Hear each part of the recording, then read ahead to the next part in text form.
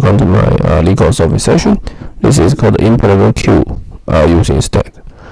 Okay, so the queue is basically first in, first out, and the stack is last in, first in, and last out. Okay, so the problem is so the key point is that we need to use the stack to implement queue. So stack looks like this. Suppose you have 1, 2, 3, and then you call pop. If you call pop, then you will pop this. Okay, so a stack process is that basically if I add 1, add 2, add 3, and the pop, I will get 3.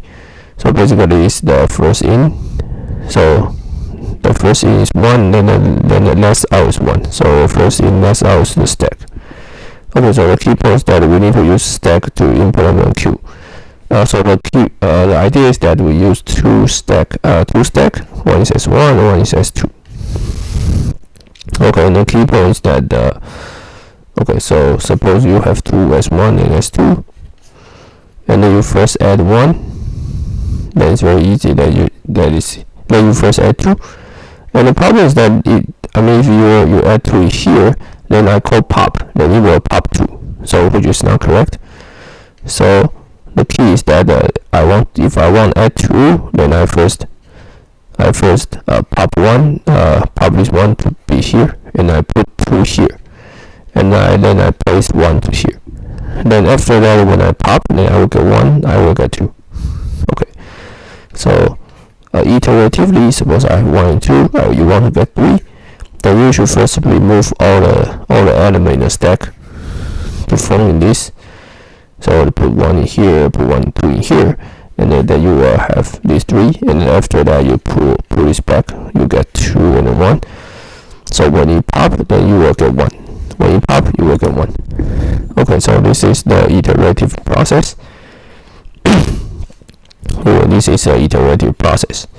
So 1, 2, 3, when you pop 3 times, you will get 1, 2, 3. Basically, it's the same as the incoming. Okay.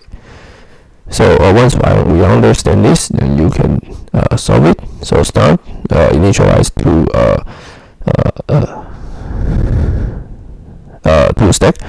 Then the push is just what I said. If S1 there's non-empty, then you just first need to use S2 to append all the S1. Then you S1 append that number. Then you go back. Then you pull all the S2 into S1. So this is the process what I described before.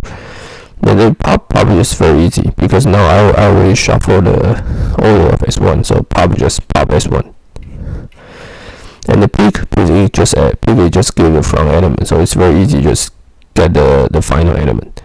Okay, it's empty is the correct, then when it's empty, you just return none of S1. So if S1 is empty, then this is true. Okay, and if S1 is not empty, then you will return false. Okay, so all the difficult part is this push part. So once you understand this push part, then the rest is just trivial.